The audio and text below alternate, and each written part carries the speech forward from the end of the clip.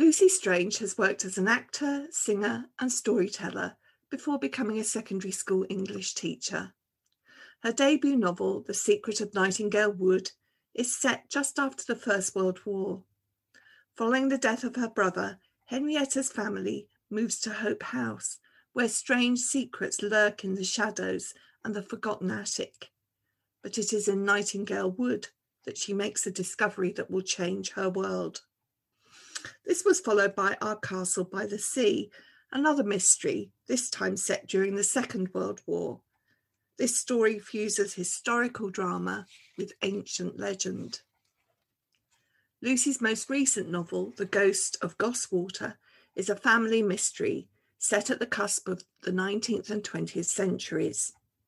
The Earl of Gosswater has died, and his 12-year-old daughter Agatha is cast out of her ancestral home by her villainous cousin Clarence. She learns that her real father is a humble local goose farmer. But who was her mother? And why did the aristocratic Gosswaters raise her as their own?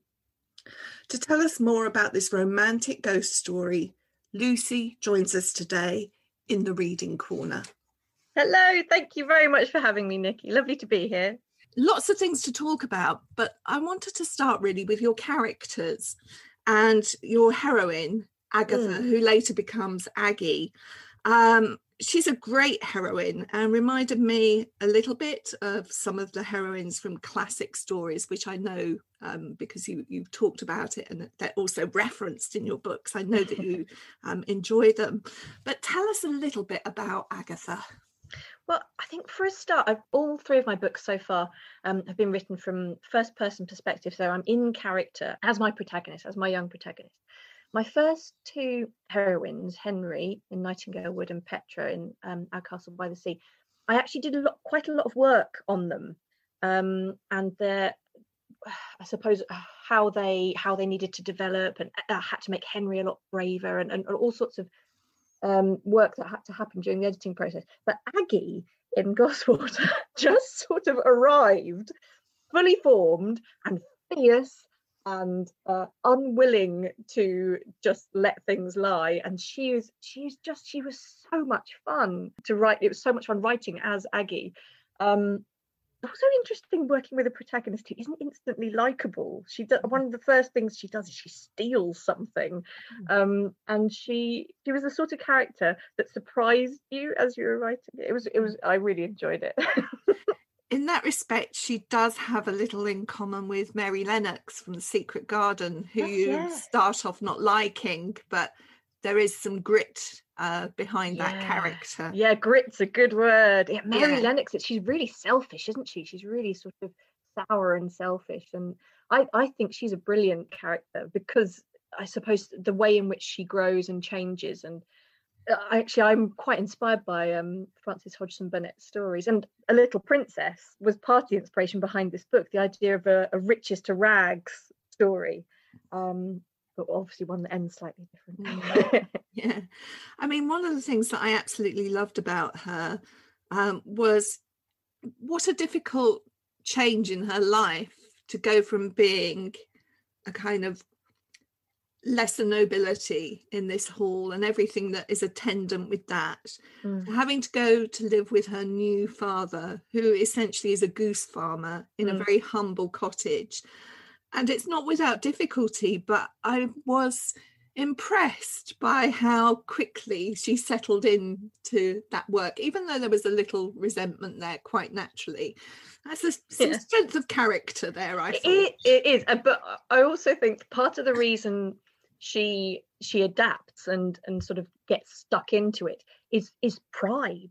She won't let Thomas, the man she's been told is her real father, she won't let Thomas think of her as a spoilt little miss. She's determined to sort of prove that she can do it. She's not going to be beaten by anything. And of course it does help if you've got a really horrible antagonist. Because you don't want them to get the better of you, do you? No, absolutely. Yeah, it's that sense of fighting, and she fights all the way through the book. She's fighting for the truth. She's fighting for her inheritance. She's fighting to find out about her past and who she really is. it's a story that crosses different genre really, but the ghost is obviously there in the title, and there is a ghost story element to it. What, in your view, are the qualities of a good ghost story, and how did you try to capture them in this tale? That's a lovely question. I mean, obviously the tradition of ghost stories, the ghost is the most terrifying thing within the story. But I wanted to play with that and do something a bit different with the ghost character. So although there are some really quite sort of spooky, chilling scenes involving the ghost, the real terror in the story comes from that antagonist you mentioned, comes from wicked old cousin Clarence. So that was very much my intention. I wanted to use these elements of the Gothic genre. I wanted to play with the conventions of ghost stories and have all these ingredients in there, but sort of make something fresh. There is something that is a common trope in ghost stories, which I think does come through in your tale in like a classic sense, and that's about a ghost is there in a way to put right the wrongs of the past. Yeah, and that happens in your story, doesn't it? Yeah, absolutely. And actually, nasty old Sexton Black, who's the grave digger on the cemetery island in the lake, he is sort of a haunted character, a twisted and haunted character, and he believes absolutely in these ghosts, and he's the first person to tell Agatha about these ghosts and about this local folk story, I suppose, that every new year when the clock strikes midnight, it's something, the soul of a restless Asquith will creep through that crack in time, the crack between centuries. But as a story idea, having a ghostly character there who is there to dig something up from the past and to right the wrongs of the past, it works so well as a feature in the narrative. It gives you so much to play with. I think, as you've mentioned, the gravedigger and this cemetery island where all the Asquiths are buried, I think we have to turn to Hamlet at this point, which is referenced quite a lot through the story. And actually, a little bit like the gravedigger in Hamlet, I did chuckle at, that scene where he first appears, because he's so exaggerated. It does also have that slight humour to it as well. Yes. Or is that just me? No, and it is there. And I take great pride in writing books that I think can be enjoyed on different levels. I think it can be enjoyed as a straightforward adventure, mystery, spooky adventure mystery story, but there is a lot in there for bookworms and for people who know the works that are being referenced. And yeah, absolutely, the gravediggers in Hamlet, and also the idea of that's Hamlet, isn't it? The idea of the ghost coming back to try and bring about justice. Yes, Sexton Black, he was a really, really interesting one to write, and I had to be careful how far I pushed it with him, actually, because he is violent and frightening, but he's a haunted character in himself as well. Maybe there's one other character before we move on to other aspects of the story, because when she's playing Aggie, she finds it much easier to make friends, and there's this wonderful, he sort of reminded me of Dickon from The Secret Garden. Yeah, and that's Bryn Black. And particularly his connection with animals. Yeah, I hadn't even thought of that. Yeah, tell us a little bit about him. Well, with Bryn, I think humour was the key. That he's a character who he has not had an easy life at all, but he doesn't feel sorry for himself. He's got this lovely kind of positive way of seeing things, and Bryn is all about moving forwards and embracing the adventures that are to come, and he's not one to dwell on the past. And so he's a really good sort of counterbalance to Aggie, whose character is now being drawn back into the sort of the dark secrets of in the history of the Asquith family. So Bryn works really, really well as sort of a counterweight for her character. And he brings a lightness to the story as well, the way he kind of jokes and his playful manner. But there's a very sincere friendship there too. And it's her first proper friend, her first real friend, but she's had this weird, isolated childhood in this sort of gilded cage at Gosswater Hall. And we find out later on why she's been isolated in this way. But he's so important to Aggie as a character. We're not going to go to the ending because people have to discover that for themselves, but I will just say it's very heartwarming, and maybe a tear or two did leak from my eye. I made myself. That's always a good sign, isn't it? I made myself cry when I was writing it as well. I think it's important to be immersed in these moments to make sure they work properly. I'm glad it had that effect. Let's talk about where the story's set. It's a fictional place. There is no Gosswater, but it is in the landscape of the Lake District. Did you have a real place in mind? Is Gosswater Hall based on a real house? Tell us a little bit about your placing of the story. Well, the landscape it's all important really in this story, because I'd been fiddling around with this idea for a long time. It never really took off. And I was on holiday in the Lake District in 2017. And I don't know what happened. It was quite a sort of magical moment, really.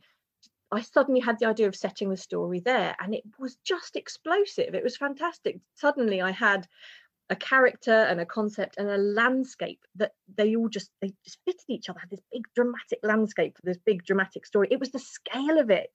It needed that scale, and it's really, really crucial for me that the atmosphere of the story and the sense of these huge brooding mountains surrounding them. Actually, the lake itself, Gosswater, it is fictional. You're absolutely right, but is based loosely on Ullswater, which is a particularly beautiful part of the lakes.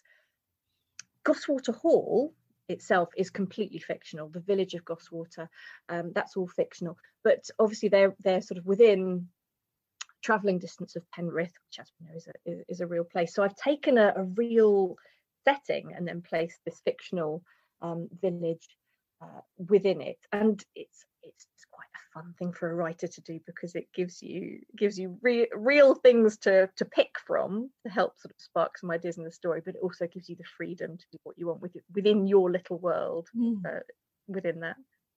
As part of that, did you ever come across an island that was basically that you had to row, and it was where all the cemetery was? I love that.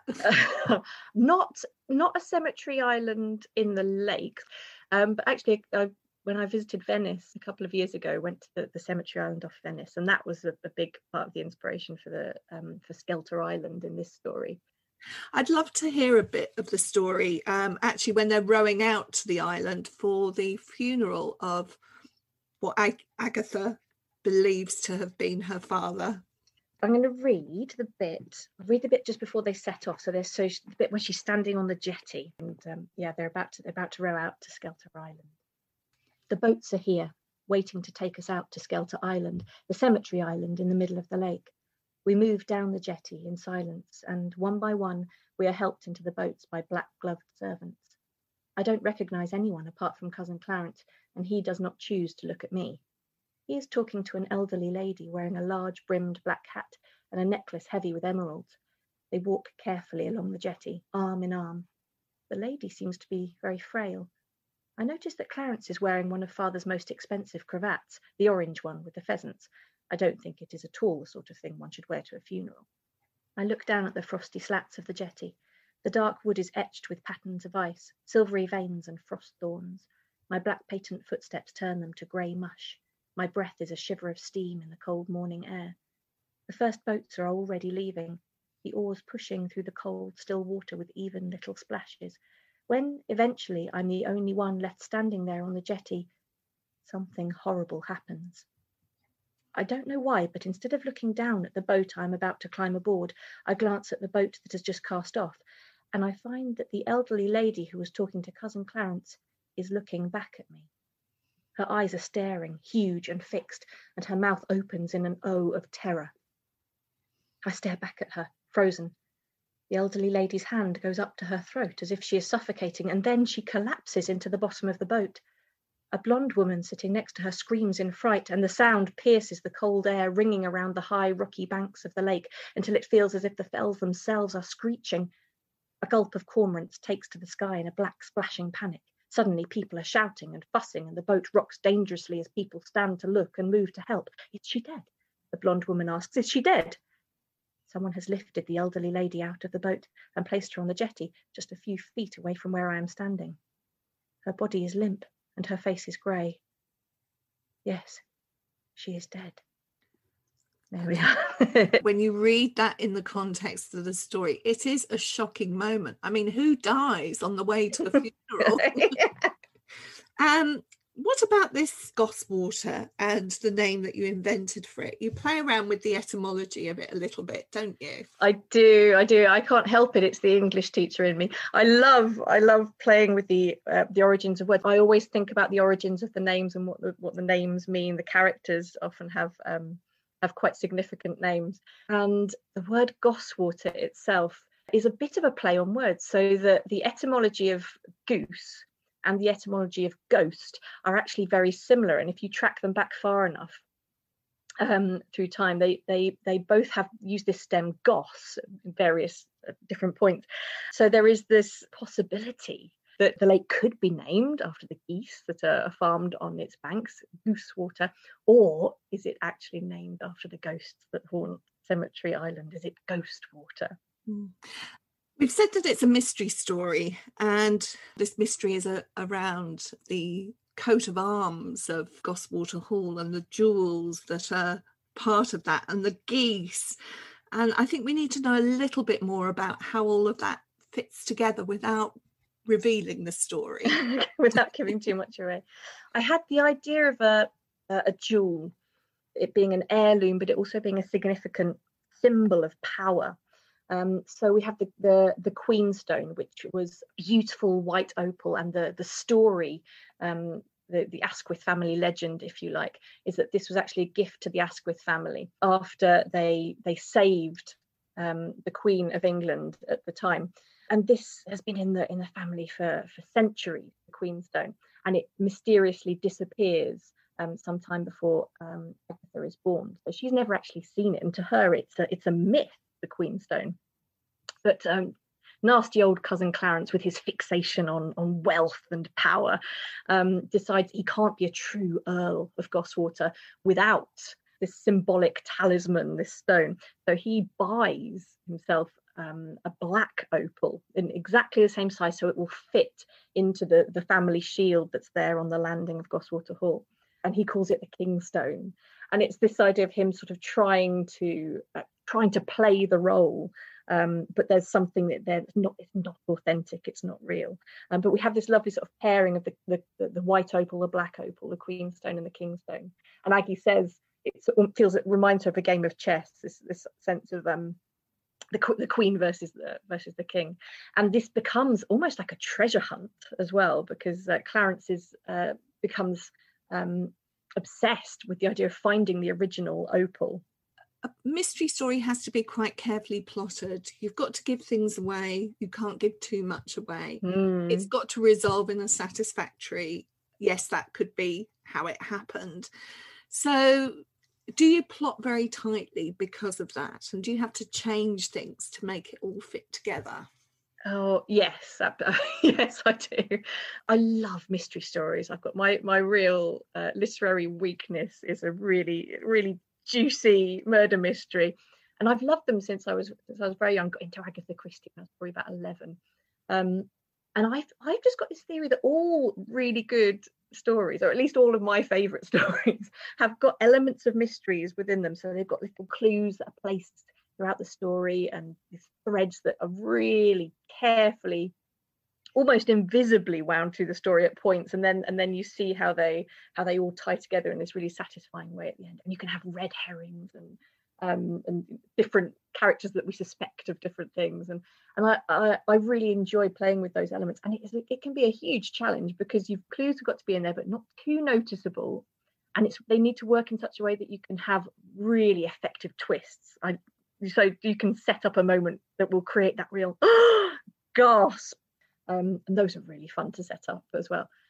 But quite often the mystery and the way that all of those elements are kind of knitted together, that comes through the original planning, but then the editing. And when you change something in an edit, you obviously then have to go back and make sure that everything still work. And if you take something out, you have to make sure obviously that that everything is stitched back together again in a way that works. So it does make the editing process trickier because it's not as linear. Everything is sort of more three-dimensional in a way, that you've got these different layers going on. You've got the action plot, and then you've got the mystery plot that's kind of woven around that. Have you got it mapped out visually? I have it sort of chapter by chapter in a notebook, and I sometimes do sort of color coding so I can see where the different plot threads are. But basically, I have the whole thing in my head, and my editor finds it slightly disconcerting. One thing that I really appreciated in your writing is how sensory it is. And there's a little bit, for instance, I think it's easy enough to draw on the visual, but when you talk about smell, it really makes me stop and think. And I hadn't really considered whether snow has a smell. There's a beautiful bit when there's snow coming, the air smells like cold metal and wet too, but not clarty wet like rain, clean, bright, wet, white. And I just think that's wonderful. So I suppose there is a question about whether you're consciously thinking about those senses as you write. I think I do at times, actually. I'm constantly aware of doing everything I can to help my reader be immersed in the story, and sensory details. I mean, it's important not to overload it, I think, but sensory details like that, I think, really, really help the younger reader in particular just to sort of feel like they're there in the story. I also think, and I work quite hard on the getting the words spot on for that sort of thing, because it has to feel authentic, and you have to be careful to avoid cliche and that sort of thing anyway. But finding the right words, I talk about this when I do creative writing sessions in schools. It's all about finding the right words and the words that actually trigger something in your imagination. I mean, that description of snow, the vocabulary, I think this is a really important thing, that actually it's finding the right word, not necessarily the most elaborate word, not necessarily the longest word, because they're quite simple. Air smells like cold metal and wet too. The only one that perhaps is less familiar is clarty.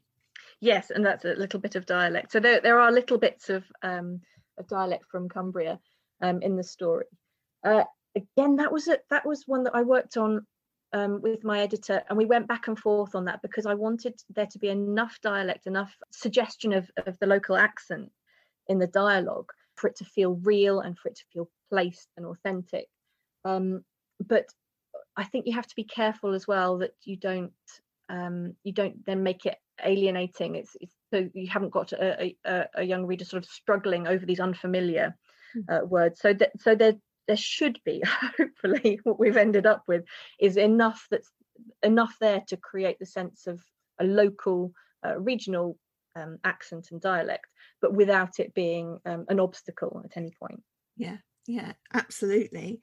Can I just turn for the last few minutes of our podcast here to what we can expect from you next, Lucy? Are you working? Have you finished a manuscript, or are you writing a story? Where are you up to? I am, I think, about a third of the way, maybe coming up to halfway through my next book for Chicken House, which will hopefully be out towards the end of next year. It is a bit less historical than my other ones so far. I've gone a little bit more into sort of fantasy and folk tale with this one. I've come back down south as well. So this one is inspired by the landscape of the Romney Marsh, this sort of vast salt marsh area down towards the south coast of England. And what can I tell you about it? It's very sort of folk tale-y. It's quite eerie and creepy, and it's got a witchcraft and dark magic. I love anything set on a good salt marsh. I live here close to the Essex coast, which also is talking about geese, is the sort of home of the snow geese and the Brent geese. So fantastic. I'm going to certainly look forward to reading the next story. In the meantime, I'd like to commend The Ghost of Gosswater to anybody that's listening in today. And as this goes out just before Christmas 2020, it strikes me that it will be a really good read for anybody to snuggle down by a log fire. A good fireside tale. Good ones. Thank you so much for talking to us today, Lucy.